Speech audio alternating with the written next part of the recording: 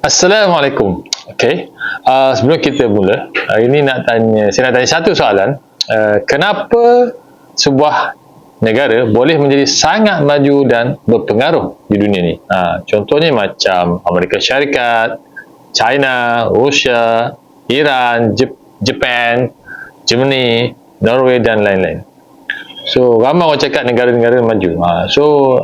Mungkin dari segi kekuatan ekonominya, sainsnya, teknologinya, pertaniannya, ataupun ketenteraan. So, dia orang ni sangat majulah. Tetapi di sebalik semua ini, ada satu perkara yang lebih penting, iaitu ilmu. Iaitu rakyat-rakyat di negara ni berilmu ataupun kemajuan disebabkan oleh manusia ramai dalam negara tu. So, negara yang maju biasanya mempunyai ramai saintis, jurutera, doktor, profesor, pakar teknologi, usahawan dan pemimpin yang berilmu. So, salah satu sebabnya mereka ni membina banyak universiti yang hebat, menjalankan kajian, mencipta teknologi baru dan menyelesaikan masalah masyarakat di dalam negara dan juga di seluruh dunia.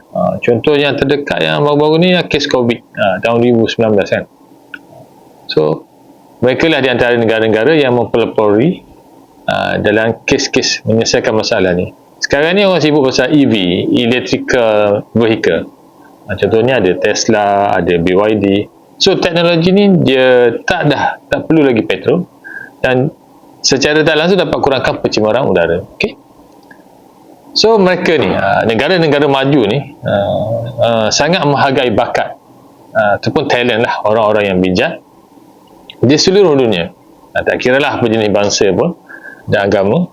Yang penting orang tu bijak, pandai, disiplin. So, kita boleh lihatlah ramai tokoh terkenal yang datang daripada pelbagai bangsa dan negara. So, dia orang ni berjaya kerana ada ilmu, ada usaha yang konsisten dan disiplin mereka sendiri. Kuat berusaha. Kita tengok contoh mudah lah, macam CEO Intel di Amerika Syarikat. Ini nak tahu, dia ni orang Malaysia tau.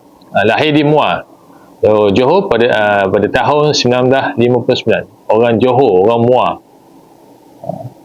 So, ni bukan orang Amerika Syarikat. Jadi CEO Intel di Amerika Syarikat.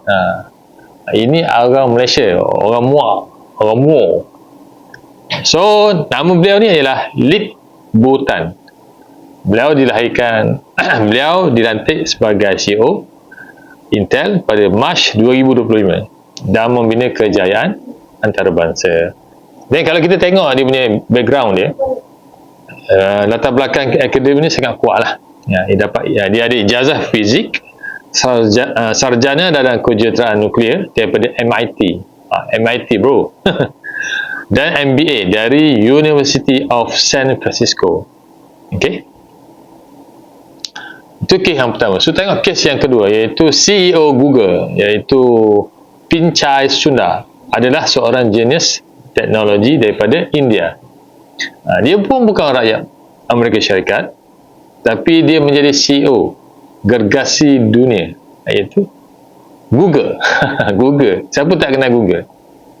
So, Pichai Sundar ni berasal daripada India dan dia melanjutkan pelajaran dan kerjayanya di Amerika Syarikat. Okay. So, dekat sini kita boleh tengoklah ilmu dan bakat boleh membawa seseorang dari mana-mana negara ke peringkat dunia antarabangsa. So, kalau korang nak study lebih sikit, CEO Google ni iaitu Pichai Sundar ni, dia bukanlah kaya, lahir dalam keluarga yang kaya. Tapi beliau ni belajar bersungguh-sungguh dalam matematik, sains dan kejuruteraan. Dari India, beliau berjaya masuk universiti yang hebat. Kemudian belajar di Stanford University dan Wharton. Kedua ni universiti dekat Amerika lah. Ini beliau memimpin Google yang digunakan oleh berbilion manusia. Ramai orang guna dekat seluruh dunia guna Google. Okay. So, kejayaan itu bermula daripada ilmu dan kesungguhan belajar masa dia muda lah. So, dia tak tua belajar, dia belajar pada muda dah belajar. Kalau kita tengok dari segi background Mr. Pichai ni, dia ni seorang kira macam background dia sains lah, sains dan teknologi lah. Dia start belajar dekat India, dekat India Institute of Technology Kharagpur, IIT. Dia ambil kejuruteraan metallurgical. Metallurgical ni adalah bidang mengkaji logam lah, dan bahan, macam mana logam dihasilkan, diproses, diperkuatkan, digunakan dalam pelbagai bentuk industri lah. Dan lepas tu dia buat master dia dekat Stanford University. Dia ambil material science dan engineering, and then dia buat master MBA dekat di Wharton School, salah satu sekolah perniagaan terbaik dunia. So master dia ambil ialah master business administration lah, MBA. Dan kat sini beliau mendapat pencerahan sebagai civil scholar dan juga Palmer scholar kerana prestasi akademik yang cemerlang. Okay, so apa yang lagi menarik ni, kalau kita tahu Google ni dia kejuruteraan dia lebih kepada software lah kan, dia kejuruteraan komputer lah. Tapi Pichai Sundar ni bukanlah belajar sains komputer pun pada peringkat ijazah pertama. Beliau ni belajar kejuruteraan metalurgi, macam kita cakap tadi, bahagian logam-logam ni, kemudian sains bahan, kemudian perniagaan, MBA. So gabungan ilmu teknikal dan ilmu pengurusan inilah yang membantu beliau menjadi pemimpin syarikat teknologi gergasi dunia, Google. So ya, jawapannya sekarang ni, ilmu tu sangat penting lah guys. Okay, last saya nak cerita ni kelebihan ilmu ni. Orang yang terakhir saya nak cerita ni adalah CEO Nvidia. Macam mana dia berjaya menggunakan ilmu ni menjadi salah seorang yang kira top 10 lah kat dunia ni, yang menjadi orang yang berjaya kerana ilmu yang dia ada. Okay? Dia adalah Jensen Huang. Jensen Huang ni adalah CEO Nvidia. Dia pun bukan orang Amerika Syarikat, dia orang Taiwan. Dia pun bukanlah orang kaya, dia pun hidup susah juga masa dia mula-mula datang ke Amerika Syarikat. Tapi sebab dia bersungguh-sungguh, dia usaha dan mencari peluang, akhirnya dia berjaya. Okay? Dia ni bukan orang senang, dia keluarga dia tak adalah susah sangat, tapi middle class lah. Masa kecil ni, Jensen Huang ni dilahirkan di Taiwan. Dilahirkan pada tahun 1963 di Tainan dan membesar di Taipei. Masa dia kecil ni, ibu bapa dia mata dia ni ke Amerika Syarikat kerana keadaan politik dan ekonomi Asia ketika itu tak stabil lah. Masa tu dia umur 9 tahun. Ramai yang tak tahu kisah yang sebenarnya. Masa dia kecil, ibu bapa dia tersalah hantar ke sekolah dekat Amerika Syarikat ni. Aduh, parah. Keluarga dia tersilap hantar dia dan abang dia ke sebuah sekolah berasrama di Kentucky yang sebenarnya lebih sesuai untuk pelajar yang bermasalah. Itu masalah tu. So masa tu habis dia kena bully dan tak pandai bahasa Inggeris pun, dah daripada Taiwan kot. So kena buat kerja bersih tandas dekat sana. So kena menyesuaikan diri dalam persekitaran yang sangat berbeza. So daripada dia mengalah, dia ni orang yang konsisten lah. Dia belajar lebih kuat dan berdikari. Dan kita kena tahulah, Jensen Huang ni bukan orang kaya macam Bill Gates. Berbeza dengan Bill Gates, dia ni daripada keluarga brother dan ayahnya adalah seorang peguam yang terkenal. So tapi Jensen ni bukan orang yang berasal daripada keluarga yang kaya, dan dia daripada keluarga yang biasa, orang biasa saja. Okay? Ayah dia bekerja sebagai jurutera kimia, dan keluarganya adalah keluarga middle class. Dan kalau kita tahu daripada kecil ni, daripada muda ni, Jensen Huang ni pernah bekerja sambil cuci pinggan, kerja di restoran, buat macam-macam kerja semasa dia belajar lagi. Okay? To me, no task is beneath me, because remember, I used to be a dishwasher, and I mean that. I used to clean toilets. I mean, I cleaned a lot of toilets. I've cleaned more toilets than all of you combined. and some of them just can't unsee.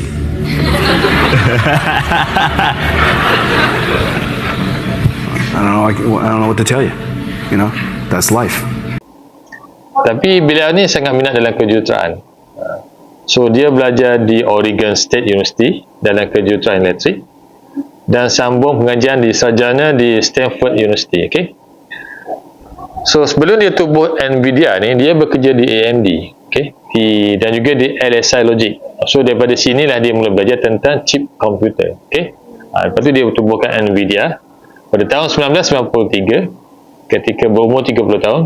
Jensen dan dua rakan dia menubuhkan Nvidia.com. Okay? Mereka tak ada bangunan besar.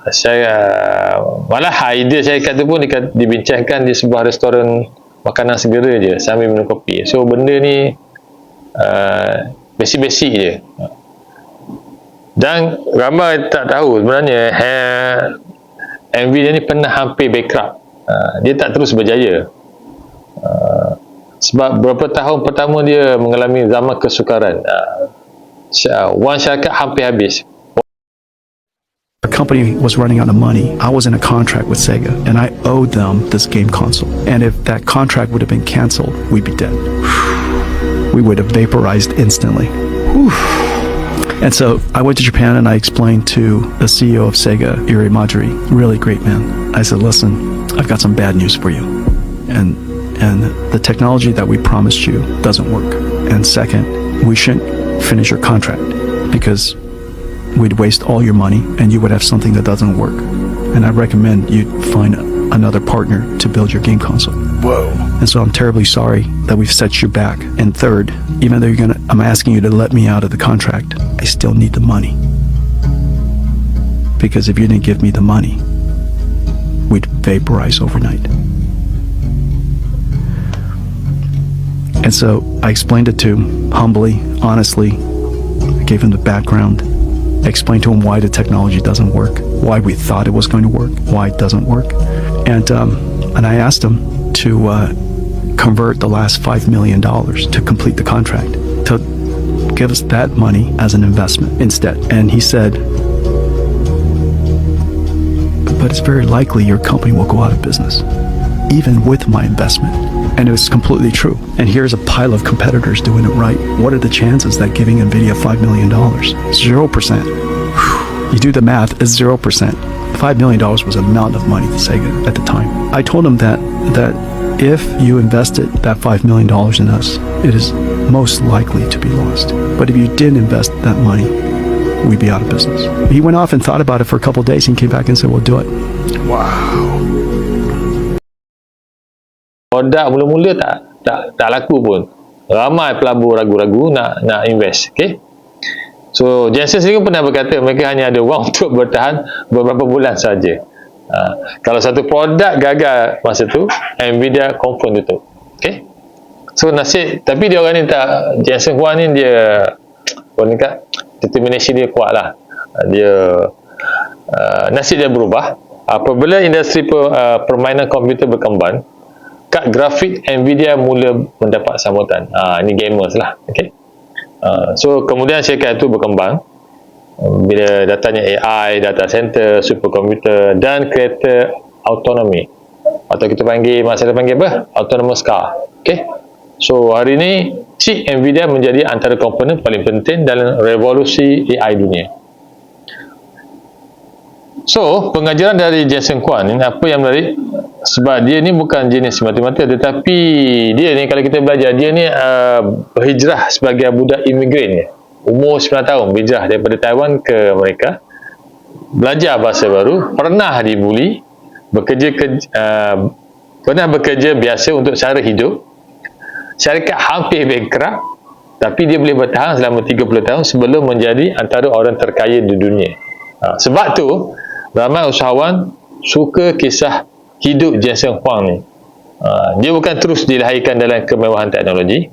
Perjalanannya lebih kepada gabungan kerja keras, pendidikan, keberanian mengambil risiko dan kesabaran bertahun-tahun, 30 tahun sebelum dunia mengenali nama dia macam hari ni sekarang. Nvidia, siapa tak kenal sekarang ni? Okay? Dia daripada Taiwan, bukan daripada Amerika Syarikat, tapi dia berhijrah ke Amerika Syarikat. So punca dia pada ilmu lah. So kesimpulannya, nak berjaya ni pertama kena ada ilmu lah, dan kedua dia ada disiplin dan kesungguhan. Okay? So apa kaitannya dengan korang semua ni yang berada dalam kelas matematik tahun 3 ni? Okay, semua kejayaan besar bermula dengan perkara yang kecil. Okay? Hari ni korang mungkin belajar tambah tolak, darab, bahagi. Esok kamu semua mungkin belajar algebra, sains, teknologi dan kejuruteraan. So matematik ni lah bahasa yang digunakan dalam teknologi, komputer, perniagaan, ekonomi, pembinaan, perubatan dan banyak lagi lah bidang yang penting dalam dekat dunia ni. Okay? Sebab tu jangan main-main dengan ilmu. Mungkin suatu hari nanti ada di antara kamu yang menjadi saintis, jurutera, doktor, profesor, usahawan ataupun pencipta teknologi yang mampu membantu manusia dan memajukan negara masing-masing. Ataupun macam Google boleh berkembang seluruh dunia. Okay? So jadi hari ini marilah kita belajar matematik dengan sungguh-sungguh, kerana setiap ilmu yang kita belajar hari ini mungkin menjadi kunci kejayaan kita pada masa depan. So kena rajin lah, mula-mula kena ada ilmu. Jangan main-main. Walaupun nampak ilmu tu simple, tapi kalau kita tak guna dengan ilmu yang simple ni lah, dia boleh membentuk suatu poin-poin yang akhirnya menjadi kejayaan kita pada masa akan datang. Contohnya macam Yan Seng Kuan, Picha Sunda, ataupun apa ni yang first tadi, ramai lagi lah. So kuncinya pada ilmu. So saya rasa cukuplah setakat tu untuk perkongsian kali ini. Jumpa lagi, bye bye.